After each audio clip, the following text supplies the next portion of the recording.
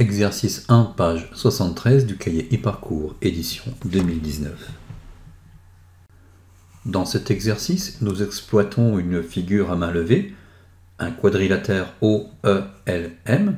On connaît la longueur d'un de ses côtés ainsi que celle d'une diagonale, et le codage nous apporte des informations supplémentaires. Première question, petit a, le quadrilatère OELM est-il un losange? Pour le savoir, nous allons exploiter une propriété du cours de 6e et formaliser notre raisonnement sous la forme d'un chaînon déductif. Propriété: si un quadrilatère a ses quatre côtés de même longueur, alors c'est un losange. Rassemblons les informations issues de l'énoncé qui vont justifier l'utilisation de cette propriété. D'après le codage, les quatre côtés de OELM ont la même longueur. Donc je peux bien utiliser cette propriété, et ma conclusion est que le quadrilatère OELM est un losange. Deuxième question, petit b, OELM est-il un carré?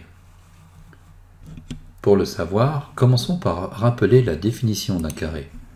Un carré est un quadrilatère qui possède quatre côtés de même longueur et quatre angles droits. Une conséquence de cette définition est que si l'un des quatre angles d'un quadrilatère n'est pas droit, alors ce quadrilatère n'est pas un carré. Quelle méthode utiliser pour savoir si OELM est un carré ou pas? Dans la figure, on remarque deux triangles, ELM et OEM, dont on connaît les trois longueurs. Ça suggère l'utilisation soit de la contraposée, soit de la réciproque du théorème de Pythagore. Pour déterminer si l'angle ELM est droit, nous nous plaçons donc dans le triangle ELM et nous avons besoin de connaître le côté le plus long.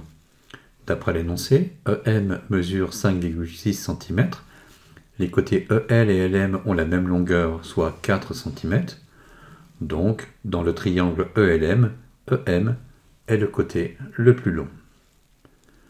Nous en savons assez pour démarrer les calculs afin de savoir si l'égalité de Pythagore est vérifiée ou pas dans ce triangle. D'une part, le carré du plus grand côté, soit EM ou ME, est égal à 5,6 au carré, 31,36. D'autre part, la somme des carrés des deux autres côtés est égale, après calcul, à 32. Nous pouvons maintenant entamer la conclusion. Je constate que l'égalité de Pythagore n'est pas vérifiée. M au carré est différent de EL carré plus LM carré avec les données du problème. Donc, d'après la contraposée du théorème de Pythagore, l'angle ELM n'est pas un angle droit. Conclusion, le quadrilatère OELM n'est pas un carré.